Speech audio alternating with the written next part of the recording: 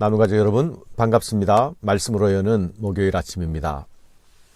초막절에 예루살렘을 방문하신 예수님은 그해 겨울 수전절까지 예루살렘 주변과 유대 지역에 머무신 듯 합니다. 오늘 말씀은 초막절 명절 마지막 날에 있었던 유대인과의 논쟁이 다시 이어지는 부분이죠. 예수님은 빛과 관련하여서 자신의 정체성과 사역에 대해서 설명하시지만 유대인들은 이해하지 못하고 계속 예수님을 공격합니다. 초막절 마지막 날에도 성전에서 가르치셨던 예수님은 감람산으로 기도하러 가셨다가 다시 아침에 성전으로 돌아와 가르치십니다. 백성들은 예수님의 이 가르침을 듣기 위해서 아침부터 성전으로 모여들고 있었죠. 그런데 서기관과 바리새인들이 이곳에 가늠한 여인을 현장으로부터 잡아서 예수님 앞으로 데리고 왔습니다. 현행범으로 붙잡힌 여인은 그들에게 끌려와서 사람들 가운데 세워졌습니다. 바리새인과 서기관들이 이 여인을 예수님 앞으로 끌고 온 것은 예수님으로부터 이 일에 대한 대답을 듣기 위함이었습니다. 예수께 말하되 선생이여 이 여자가 간음하다가 현장에서 잡혔나이다. 모세는 율법에 이러한 여자를 돌로 치라 명하였거니와 선생은 어떻게 말하겠나이까. 그런데 그들은 이 여인을 어떻게 현장에서 붙잡게 되었을까요? 율법은 간음한 남자와 여자를 모두 죽이라고 명합니다. 이들이 성읍에서 동침했다면 둘 다 죽어야 하고 들에서 동침했다면 남자를 죽여야 했습니다. 그런데 남자는 어디 가고 여자만 끌고 왔을까요? 분명 현장에는 남자가 있었을 것 아닙니까? 남자를 두고 여자만 끌고 온 것은 이미 이들이 율법을 어기고 있는 행동이죠. 그들이 여인만 끌고 온 것은 그 현장에 있던 남자, 그 사람이 어쩌면 이 일을 공모한 공범이었거나 또는 그들이 끌고 올 수 없는 높은 신분의 사람이었을 수도 있었겠습니다.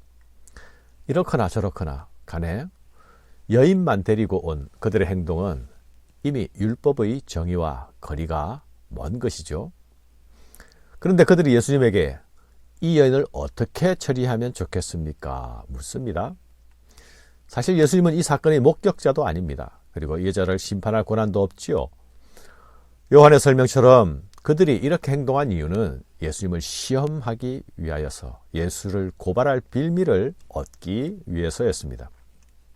만일 예수님께서 율법대로 그 여인을 돌로 치라 말씀하신다면 당시 로마 총독에게만 있던 사형 선고권을 침범하게 되는 것이니 로마법을 어기게 되는 것이죠. 그러나 돌로 치라 하지 않게 되면 율법을 어기게 되는 것입니다. 이래도 저래도 올무에 걸리게 되는 양수겹장의 패를 들고 와서 예수님을 궁지에 몰아 넣으려 하고 있습니다. 그들이 이렇게 말하면 고발할 조건을 얻고자 하여 예수를 시험함이러라. 예수님은 이들의 도발 앞에서 대답 대신 몸을 굽혀 땅에 무언가를 쓰셨습니다. 그리고 일어나셔서 너희 중에 죄 없는 자가 먼저 돌로 치라 말씀하십니다. 그리고 나신 후에 다시 몸을 굽혀 땅에 무언가를 쓰십니다. 예수님이 땅에 무언가를 쓰시는 행동은 성경에서 처음 나오는 모습이죠.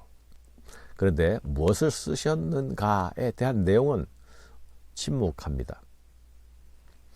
너희 중에 죄 없는 자가 돌로 치라는 말씀을 사이에 두고 몸을 굽혀 땅에 무엇을 쓰시는 행동이 앞뒤로 반복되고 있습니다. 죄 없는 자가 먼저 돌로 치라는 예수님의 말씀은 예수님을 공격하려는 자들이 가진 양도 논법, 양날의 칼을 가진 공격을 무력화시켜버렸습니다. 아무렇게나 휘둘러도 이쪽에 베이거나 저쪽에 베이거나 스치기만 하면 베일 것이라고 여겼던 그들의 의도는 좌절된 것이죠. 예수님을 넘어뜨리고자 했던 자들은 예수님의 이 말씀을 듣고 양심의 가책을 느낍니다. 그리고 하나씩 모두 돌아갑니다. 그 돌아간 자들 가운데는 어른들도 있었고 젊은이들도 있었습니다. 어른이나 젊은이나 양심의 가책을 느끼기엔 매한 가지였다는 것이죠. 아마 그들 가운데 죄 없었던 자는 하나도 없었던 것이겠지요.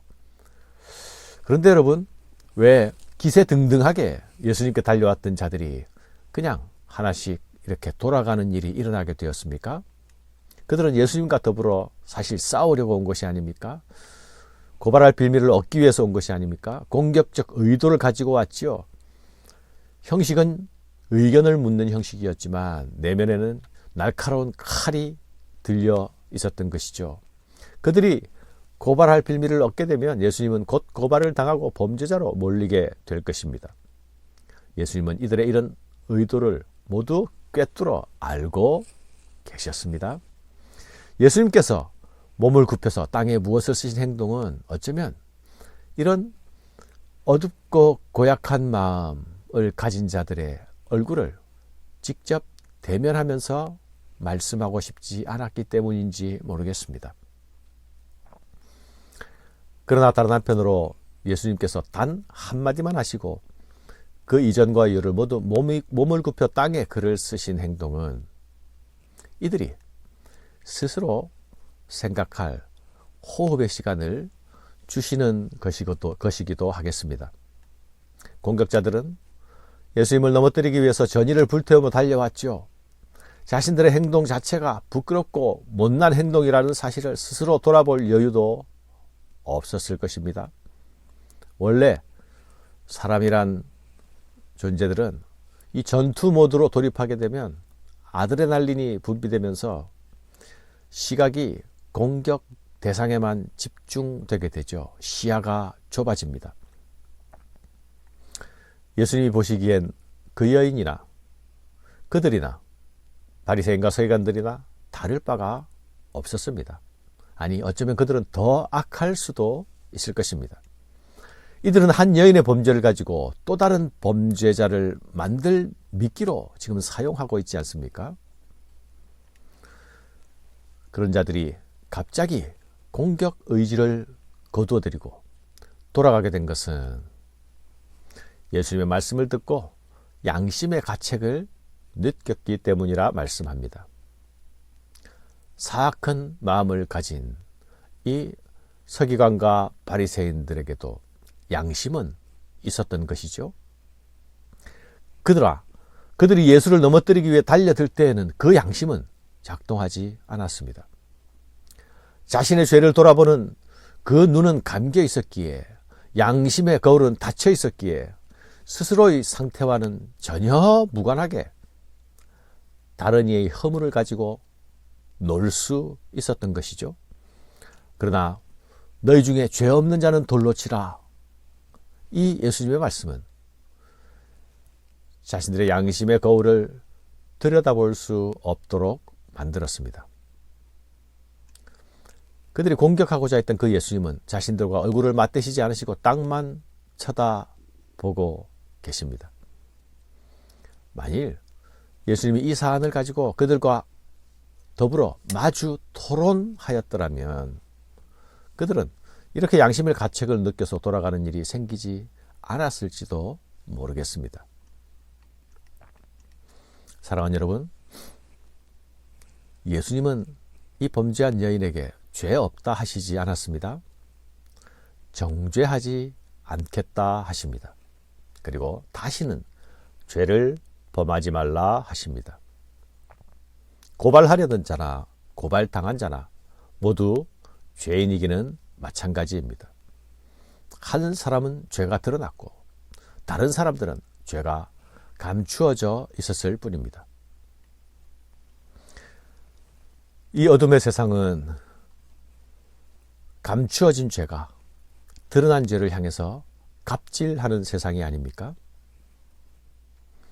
어둠의 세상은 죄가 드러나기 전까지 자신이 의인인 줄로 착각하는 세상입니다.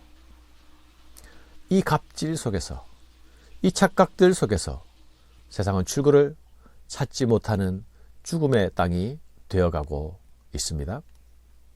어둠 속에서 정욕의 범죄가 춤추고 또 비난과 정죄가 덩달아 춤을 춥니다. 이 가운데 의심과 불신, 부패와 혼돈이 가득한 세상이 됩니다. 예수님은 이런 어두운 세상 가운데 빛으로 오셨습니다. 예수 그리스도의 빛이 비칠 때에 죽은 양심이 살아납니다. 부끄러움을 모르는 집행자들이 부끄러울 할 줄 알게 됩니다. 그 빛이 비칠 때에 정죄 가운데서 죽음을 기다리던 자들은 자유를 얻습니다.